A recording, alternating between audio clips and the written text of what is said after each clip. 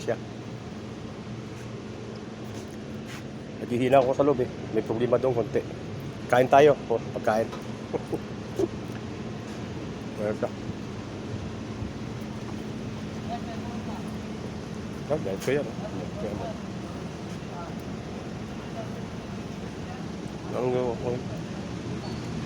Hihinaw ako. Saka bukas ko, tapos bukas. Hinahin ko tapos tanggalin ko.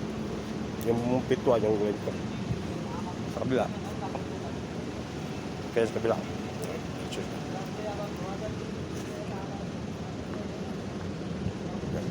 Siya. Ano?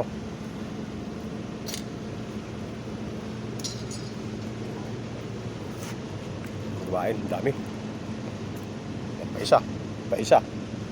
Meron pa doon, nakapantay. Balat lang.